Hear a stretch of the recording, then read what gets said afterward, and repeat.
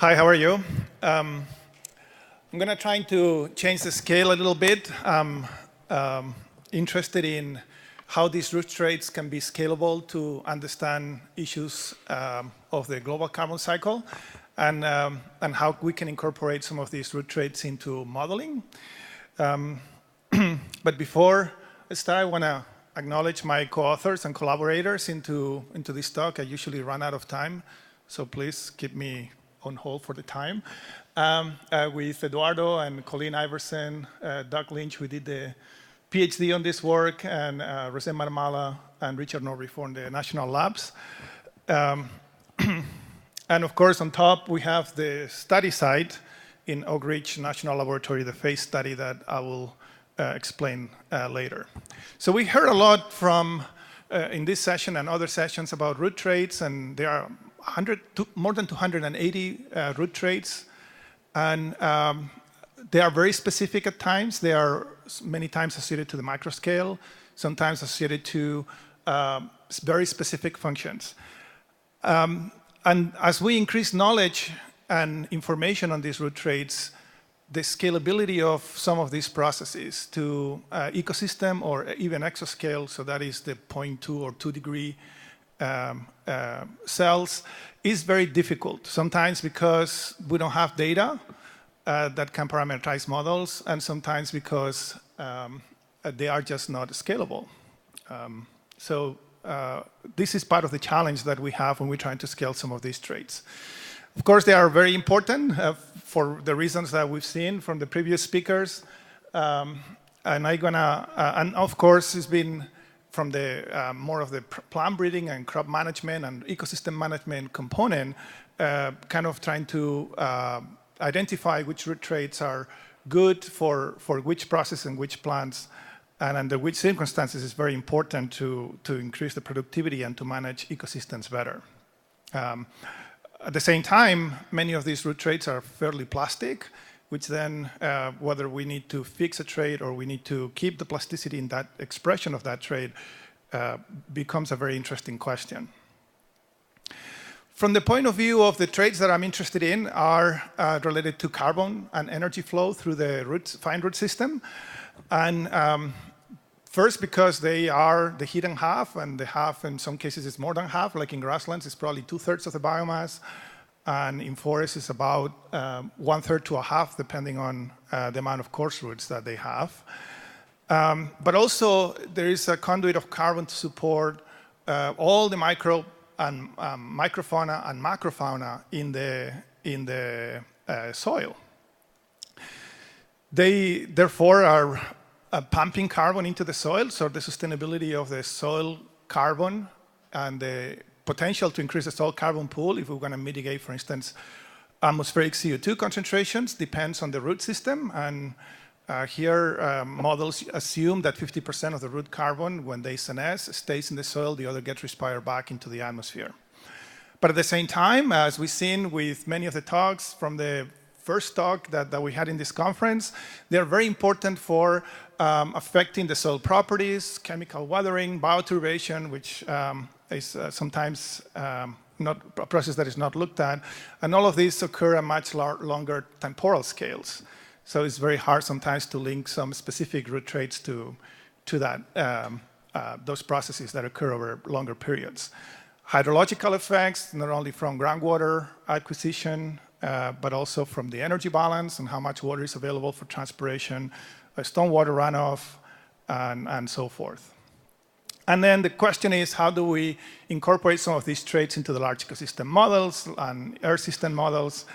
The kind of the news, if you don't know, is that root traits are not considered in earth system models. When they are fixed. They are not variable. And there is a lot of emphasis on carbon flow. So root turnover is one of the, and respiration are some of the two most important things considered. So as we are interested in carbon flow through the fine root system, we have two important knowledge gaps. One is that we don't really know what is happening to the carbon or the nutrient or the nitrogen in the root system with precision. And we don't know what source of carbon are maintaining the roots and supporting their physiological activity through respiration. So these two challenges are the ones that I try to, with my group, try to address in this experiment. So this is a phase experiment, free air CO2 enrichment. There are different types. I put pictures of the Oak Ridge on the top, but there is also a pine forest in Duke University, and this is the soybean phase in Illinois. So we can have these large rings where CO2 that contains an isotope label is injected into these rings. The origination of this experiment was to compare high levels of CO2 on ecosystem functioning. And one of the things then that happens is that the forests that are exposed to this elevated CO2 are also exposed to a much depleted carbon isotope atmospheric concentration, about 12 per mil difference. And as this CO2 gets incorporated into the photosynthate, new tissues are grown and developed, including below ground tissues, and then it can work as a tracer. We started working with this tracer, and we found interesting things that we'll bring up in a second. And we had more questions than answers. So we just waited until we ran out of money for the CO2, which happened somewhere between 2009 and 2010, depending on the experiment. And then we just sent back this signal of -20, 21 back to the atmospheric signal, -8. So we started a second labeling experiment that we could track for many years to come. And that's what we did. We did the first experiment, we learned some things, and the second experiment, we tried to answer some of the questions that we got with the original data. So one of the first things we did with the original experiment and was that using the carbon residence time in the fine root, and I want to emphasize the carbon residence time, that's what the isotope is measuring, not necessarily the root structure residence or longevity, but the carbon in the root system. What we found was that roots or carbon in roots stay there for a long period of time. And these are two examples. This is from pine trees where in fine roots, they can be from 4 to 6 years. Residence times, and in the liquid amber in the Oak Ridge forest, it was 1.3 to 3.0 years in the elevated CO2 experiments. And here you have the exponential decay as the isotope label or the old carbon before the fumigation started remains in the system. That tells us something about the residence time of this carbon. And here you have against time. And independent studies of looking at radiocarbon age of roots in many systems based on either the bomb carbon from the 1950s or the C14 dilution that is happening as we increase CO2 concentrations in the atmosphere. They show that roots contain carbon that is as old as 20 years, fine roots we're talking about, right, in forests. So that was very shocking because the ground observations, mini-rhizotrons, et cetera, were giving root lifespans of much lower processes than that. So what we assume is an exponential decay of uniform root population moving forward. And by the way, a lot of criticism came on the carbon. So there are experiments where we can do this with nitrogen-15, which everybody can do. It's relatively cheap and affordable. You do a nitrogen-15 pulse, and then you look at the relaxation of the signal. And the nitrogen in those roots stay about 3 years as well. So it is very consistent in terms of carbon and nitrogen. And again, this is not the root structure. This is the residence time of the carbon or the nitrogen in the fine root population. So because it assumes an exponential decay, what is clear is that sum of exponential functions will give you also an exponential function. So the question is, can we identify different exponential functions like a fast root pool versus a slow root carbon pool within the exponential function that we originally investigated, right? So that's what we tried to do with the relaxation experiment and looking at this pool. So basically, what we get is a lot of data over time, and what we see is a step change, something that happens quite rapidly, and that occurs within immediately within the growing season of switching that root pool. So that can help us identify a fast root carbon pool, and then we can take the points out of that exponential decay and then deconvolute the fast and the slow carbon pool from those. So if we compare the data from the one pool that we did in the original experiment, that we were in the less than 1 millimeter root size. We were 1.1 to 1.4 years. And here what we identify is a fast root carbon pool. It's about 10% of the biomass. That is about 0.2 years of residence time. And then, of course, the other has to be older in order to average that 1.4. So the rest are 2.4 to 3.4 years. Okay? So the next question was, where are these fast root pools? Are they within this population? If this population heterogeneous, can we identify these roots somehow? And for that, we did further characterization based on root branching order, which has been introduced already with these root orders 1, 2, 3 versus the 4, 5. We did the five branching orders. Again, models do not include branching orders. The most they do is fine roots versus coarse roots in these large-scale levels, and sometimes that creates a lot of problems. So we started separating our order roots. This is an example of a root that was sampled, and we were collecting all these roots. And the first thing that we did was to look at the isotopic composition, look at how much was the old carbon remaining, compare that to the nitrogen concentration. As you can see, as the roots turn over very faster, so the old carbon remaining is much lower. The nitrogen concentration is higher, and those with the highest concentration are also the lowest root branching orders of 1, 2, and so forth. If we don't have the carbon isotope label or the nitrogen isotope label, the nitrogen concentration can give us some idea of what is the turnover of these root systems or these root orders. The second thing we did was to calculate the residence time of carbon in those fine root orders based on the amount of carbon that was replaced per unit of time. And what we get is very long residence times of these root orders. So the lowest root order of 1 gave us a 1.6 mean residence time of carbon. Didn't coincide with a 0.2 that we found in the fast pool, and didn't coincide with a 2.4 years that we found in the second slope carbon pool. So even within those root branching orders, we don't get the definition or the specificity that we needed to explain this carbon turnover rates. So what we did was to try to see if doing all this work was worth it. So here we ran one PhD student out of science, is now working for the Liquor Corporation in Nebraska.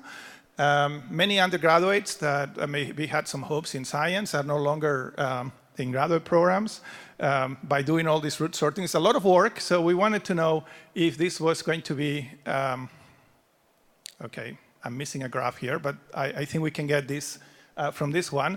In these experiments, we have a lot of data that other investigators are collecting. And one of the data that we're interested in was the accrual of carbon. This is for the elevated, and this is for the ambient rings, over time during the experiment and beyond. And we know that most of this carbon that has been accumulated comes from roots.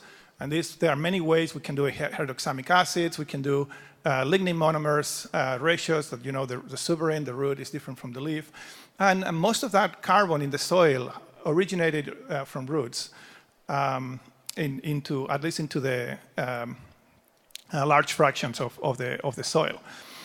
So we wanted to explain how much of these two models, the two-pool model versus the branching order pool model, could explain these carbon accrual rates. So when we use the two pools, we can explain 76% of the accumulated carbon based on the root biomass increase and the turnover of these pools. When we use the 5 orders of branching orders, we can only explain 25% of this soil carbon accumulation. So definitely, as we gain in precision in the root branching orders, we are accumulating, thank you, a lot of errors into these measurements. But we don't sample them thoroughly enough, or the representation of some roots are better than the representation of others. Okay, so I think 76% is quite a good number for this system, and 24% is deficient, but it's a big spread. One thing to understand is that we assume that the amount of carbon from the root going into the soil is 0.5 or 50%. That's for kind of the younger early career scientist, if you don't know what you're doing in terms of what parameters are, 0.5 is the most conservative number, because if the real number is that 30% of the carbon stays in the soil, you only make a 20% error. If it's 70%, you still make only a 20% error, right? So 0.5 is kind of the century model assumption, but there is some evidence that this is the right number. So the next thing was, and something that Dave alluded to in an earlier question, is if we put ingrowth cores, are the roots using, or the new roots being formed using carbon from new photosynthate or carbon from storage? And when we did that, we found that most of the new roots that grow into these ingrowth cores are all from new photosynthetes, except for the growing season or roots that developed before leaves came out in the winter of 2009 into 2010. The rest of the roots had all the new photosynthate carbon labels. So new roots are all made with new carbon. So the question of whether those carbon residence times was an idea of reabsorption and remobilization of carbon and nutrients is not necessarily for the production of new roots. So it's kind of an interesting question in there. The other thing that we learned is that we extracted soluble sugars, and the soluble sugars of these root branching orders match more or less the delta 13C of the structural carbon.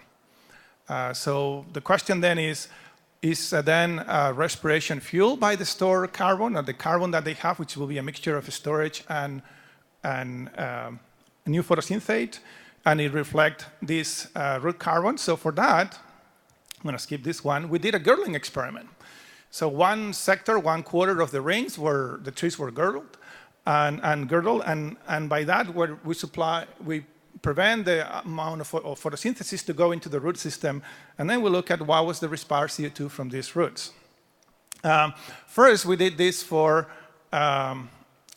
roots that were in the ingrowth cores to see what was happening, and what we found is that 70% of the CO2 made from respiration comes from new photosynthate, 30% comes from other sources that are not new photosynthate.